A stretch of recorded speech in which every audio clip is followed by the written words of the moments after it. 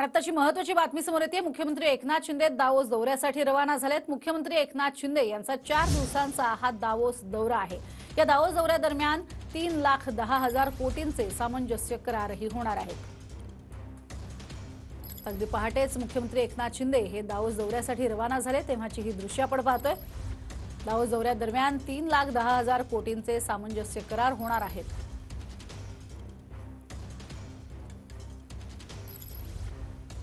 मुख्यमंत्री एकनाथ शिंदे यांनी यापूर्वीच दावोस दौऱ्यासंदर्भात कल्पना दिलेली होती।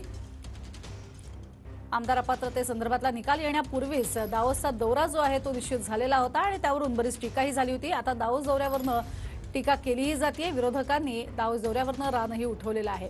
सुप्रिया सुळे यांनी सुद्धा यावरती टीका केली आहे, तर संजय राऊतांनी सुद्धा दावोस दौऱ्यावरून चांगलीच टीका केली आहे। 4 दिवसांचा मुख्यमंत्र्यांचा हा दावोस दौरा आहे, मात्र सर्वसामान्यांच्या पैशाची उधळपट्टी होतीये असं म्हणत विरोधक चांगलेच आक्रमक झाले।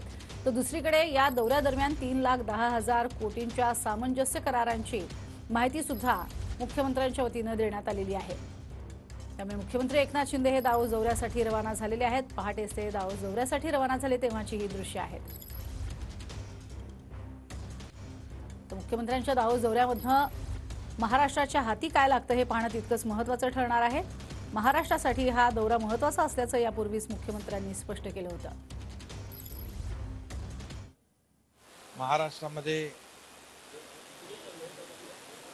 परदेशी गुंतवणूक आली पाहिजे यासाठी एक चांगला फोरम आंतरराष्ट्रीय पातळीवर दावोस येथे मिळतो आणि खऱ्या अर्थाने महाराष्ट्राला देखील ब्रँडिंग महाराष्ट्राचं करणं, शोकेसिंग करणं, महाराष्ट्राच्या इन्फ्रा प्रोजेक्टच्या बाबतीमध्ये आंतरराष्ट्रीय पातळीवर देखील एक संधी मिळते आणि नक्की त्याचा फायदा महाराष्ट्राला होईल आणि महाराष्ट्रामध्ये मोठ्या प्रमाणावर उद्योग येतील।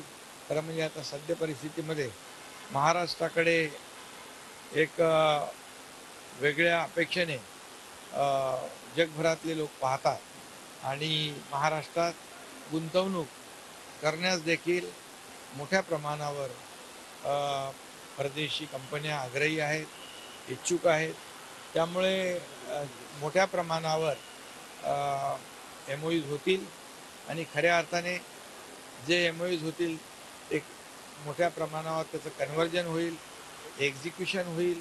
मागच्या वर्षी 1,37,000 कोटीचं MOU झाले आणि जवळपास 76% MOU एक्झिक्युशन झालं, कन्व्हर्जन झालं आणि त्यामुळे याही वर्षी गेल्या वर्षापेक्षा मोठ्या प्रमाणामध्ये जास्तीची गुंतवणूक महाराष्ट्रामध्ये येईल।